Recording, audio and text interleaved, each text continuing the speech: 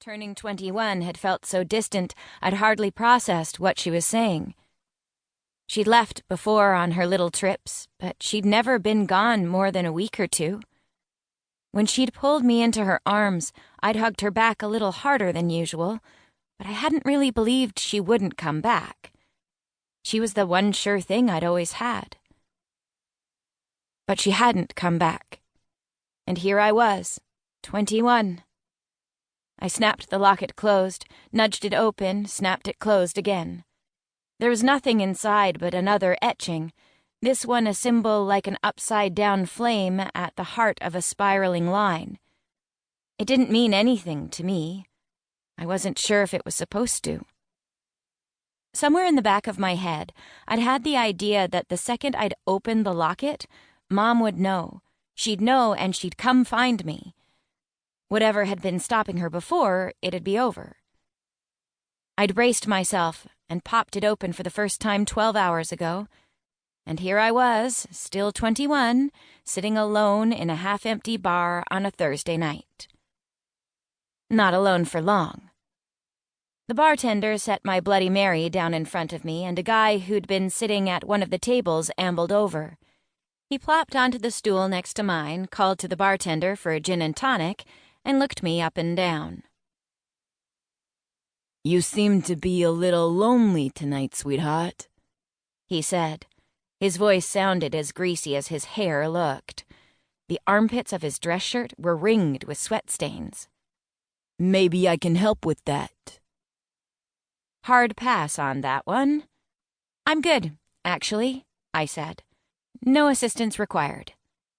He shuffled a little closer. He smelled like sweat, too. Sweat and the 3 to 4 drinks he'd already downed.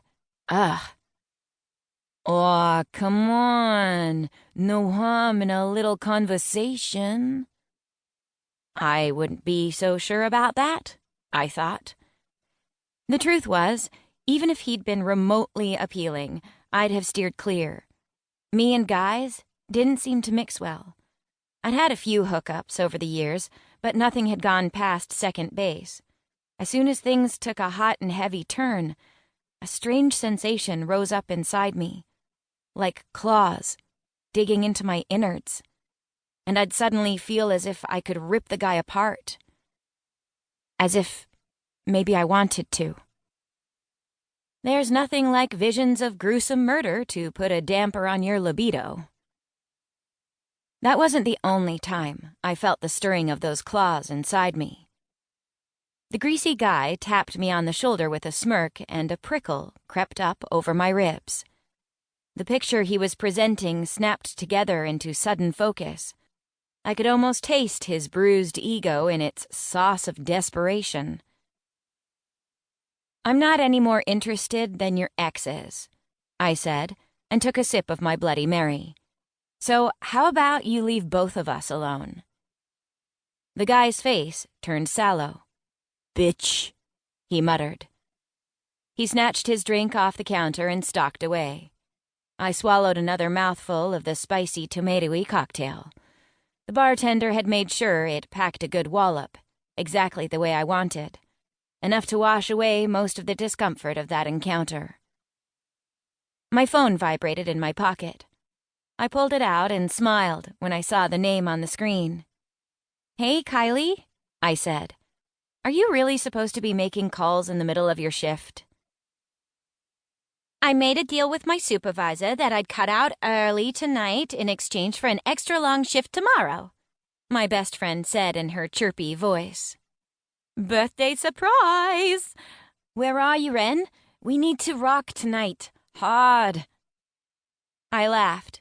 Maybe this was what I really needed. Mom was long gone, doing whatever had been more important than sticking with her only kid, and of course, no piece of jewelry was going to bring her back. But I didn't need her anymore.